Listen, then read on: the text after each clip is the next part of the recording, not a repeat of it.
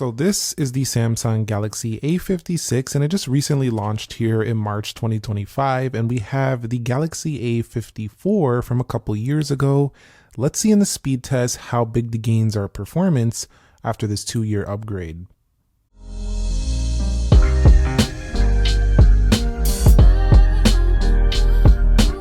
So what is up guys, Nick here helping you to master your technology, and let's waste no time, let's get right into the boot up test in 3, 2, go and see which one could get there first. And if you haven't already, consider subscribing for more content like this where we do video comparisons, speed tests, and reviews of some of the latest high-end smartphones as well as recently some mid-rangers as you're seeing on the channel now.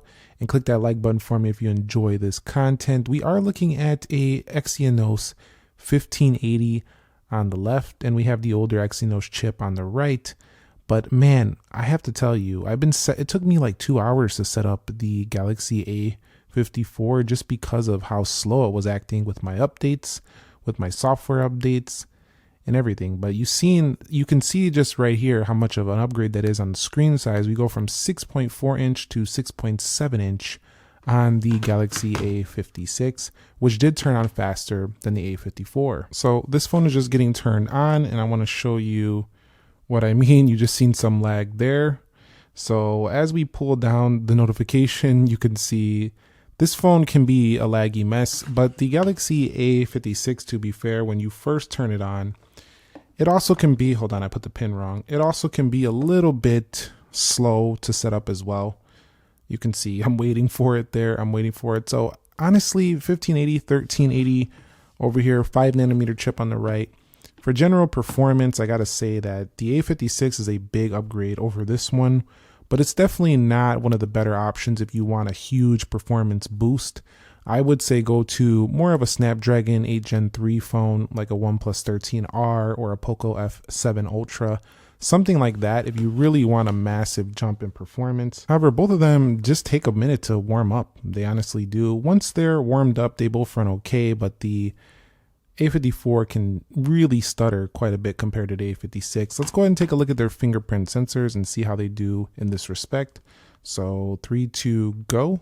And you can see a little faster on the A56, which is a good thing. They're both basically in the same locations. If we go like that, pretty good on both. And let's do it again. 3, 2, go. Yeah, the A56 a little bit faster to unlock as well. Generally navigating along, One UI 7 actually has improved animations, RAM management for these newer phones. So the A56 to me is definitely a better value than the A54 was a couple years ago. And if you do plan on trading in for an A56 or selling this phone off to get the A56, I think it's a pretty good upgrade. The phone overall feels cheaper, it's laggier, it's slower, so definitely I would recommend it if you want to stay with the A line, but I would go up to an FE or an S line if you do want even better performance. Let's go ahead and head into the app test now. Alright guys, so here we are at the app test. You can see everything is closed out for both. We do have 6 GB of RAM on my Galaxy A54, and then we do have 8 GB of RAM on the left. Let's go ahead and go into calendar. And you could see much faster there for the A56. We'll go into clock, and not a big difference there. And we'll go into world clock, stopwatch, timer, and we'll head up out of here. We'll go into calculator, 3, 2, go. Faster on the A56. Let's go into news. Faster on the A56. Let's go ahead and swipe over to technology, and we'll see what happens here for both. Now, if we scroll through, you could see that A56 kind of just flying along, definitely faster. And unfortunately, I have to state that the A54, even with its 120Hz, cannot be saved because the 5nm Exynos 1380 on this phone with 6 gigs of RAM, it's just a little choppier. You see that animation a little bit slower coming out. Let's go into Play Store. And you can see that was faster again on the A56. Now, of course, you know these are 2-year newer phones. You would expect this. But unlike in the flagship space where you barely see the upgrades, huge launch here over the A54 on the left. A56 wins this. You really are seeing it in the A line. Like, it's so much noticeable here coming from an A54 to the A. All right, so I had to do a quick cut because Amazon was launching the big spring sale thing. So let me go ahead and hit this, and there we go. Faster on the left by just a little bit. Let me go ahead and swipe up out of here. All right, so let's go into Groupon here, 3, 2, go. And you could see the A56 had that, but we had this little pop-up. I'm going to go ahead and close these out and do it again. I test these apps before making the video, but then when I get in the video, they do this stuff, like these little pop-ups, so we don't even see. But clearly, that was the A56. Now, you see, both of them are a little choppy, but the A54 is just a stuttery mess. So I know some people are going to get a little annoyed, like, stop complaining about the phone. Like, but the thing is I paid almost the same prices. I actually think around exactly the same prices. It's just so noticeable how much faster the newer phone is on the left. Basically what I'm saying is, if you're buying an A line in 2025, you're getting a much nicer performer. However, down the line, I don't know how confident I am in even the A56 performing great. So if you're looking for a longer term solution, I don't think the A line is where you should be looking personally. If you're looking for a couple year phone, they're both fine. Let's go into play, but this one is not on One UI 7 because the A line doesn't get it as quickly. Still waiting on that for the A54. Let's swipe up out of here. We'll go into Subway Surf.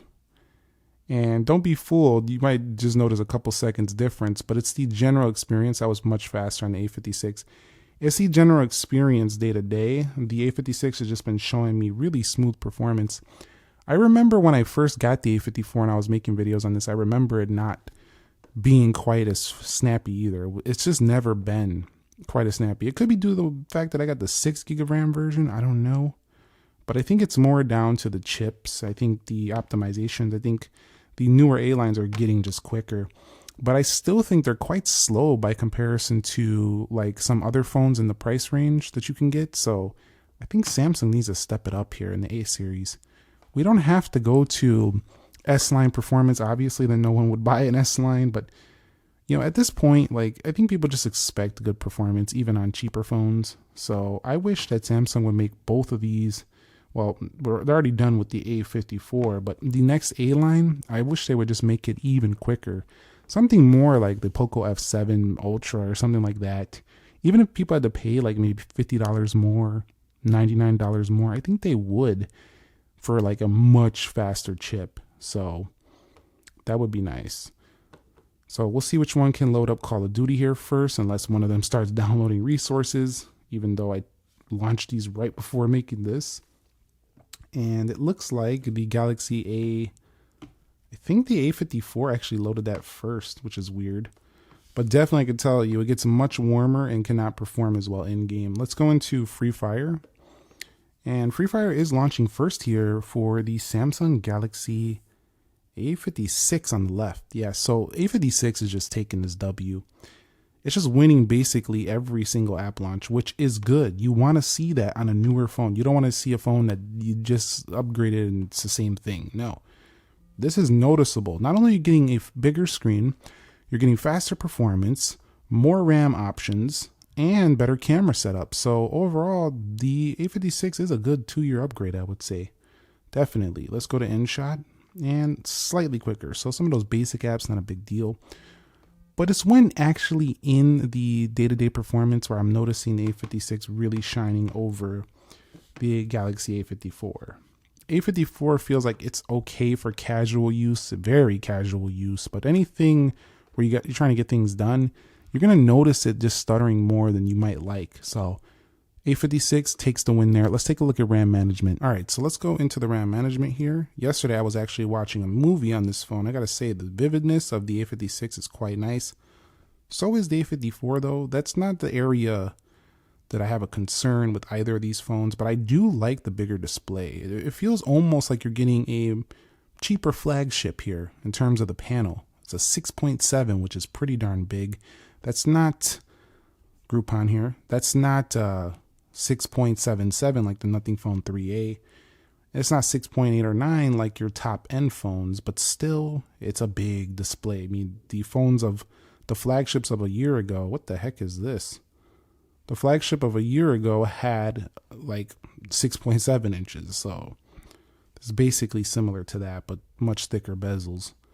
So that was pretty good. not anything crazy to talk about with that RAM management. There's a couple reloads here and there, but it wasn't bad. That was pretty darn good for that phone.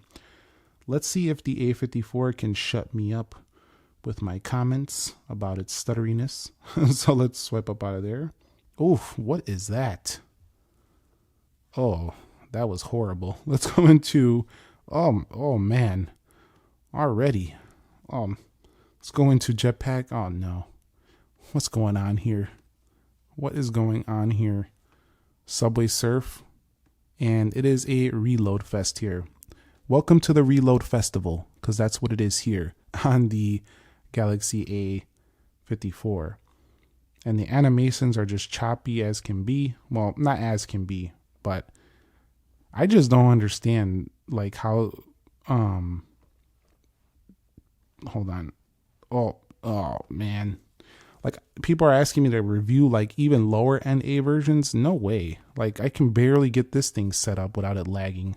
And you want me to go even lower to like A15s or like even lower performing phones? Nah, I'm not doing those. So we'll stick here. This is probably about the lowest I'm gonna go. But you've seen overall, you know, it can do stuff. Like it's a OLED display. It's big enough. It's got the Samsung ecosystem. You just need patience with the A54. You don't need too much patience with the A56. You actually can just fly along your day-to-day tasks with the A56 almost like flagship level. So this one doing really good. I don't know if it's on the software optimization, the 4nm chip, but it just feels like a way better performer than that phone over there. And our final Geekbench 6 scores are in, and the single core upgrade from the Galaxy A56 from the A54 doesn't prove to be super substantial, only 300 points, but in the real world practice, it seems a lot quicker to me. The multi-core, though, is substantial. So if you do want to play some games, multitask, the A56 will be substantially better than the A54. Now, considering these are basically similar priced, in 2025, this is similar price that this was when it came out. You know, this is a much better value these days than this one was. So let's go over here to the Wildlife Extreme and we'll run this test real quick and we'll see what they can produce in graphics, which is not great. I'm going to be honest. Neither one of these are going to blow you away, but we'll just do it anyway. And I'll be back with their final results on 3D Mark Wildlife Extreme. Well, we can't even get past 1,000 here on the A54. 4.8 FPS frame rates. Yep, I'm not gaming on this phone. This score is better than only 11% of other devices, so almost everything is beating the A54. 1282, and this score is better than how many devices? 23. So this is beating more than 20% of the market. So A56 basically double as fast as the Galaxy A54 over a 2-year upgrade. So I think that's a pretty worth it jump. I mean, if you want to get the bigger screen, better battery life, the better chip, the better camera setup, the A56 is a definite upgrade here. But it's not like a substantial, like going to a mid-ranger, a higher mid-ranger, or a flagship CPU. So if you want to do something like that, you will definitely notice an even bigger upgrade. Let's go ahead and take a look at the cameras before we wrap this thing up. So let's go ahead and launch the cameras on both phones, and we're going to see which one can do this just a bit quicker. 3, 2, go. And not massively different on either. And we'll go ahead and do this one more time for good measure. 3, 2, go. And that was the A56. I'm going to do it one more time. Both of them looked a little laggy, with the A54 looking laggier when coming off that camera. 3, 2, go. Yeah, a little quicker on the A56. So yeah, let's wrap it up. You probably expected the A56 to win, but it's interesting to see by how much, and it was about a 40 to 50% increase, I would say, in performance. So this is definitely quite the upgrade. It looks better, it's more premium, nicer camera array, bigger screen, better performance. A definite upgrade here over the Galaxy A54, and it feels more like what we would see recent years, what we used to see in flagship space, where like they were very different year over year, every 2 years. This is definitely a more exciting change in this lower budget range than even, like, I would say, from S24 Ultra to S25 Ultra. Those phones don't feel as different as even these do. So I wish Samsung would make bigger upgrades in the flagship space like they kind of do here in their lower tier versions. So thumbs up if you enjoyed it. Subscribe if you haven't already. Stay tuned for more content like this. I'll catch you on the next episode. Nick here. Be sure to be well, and peace.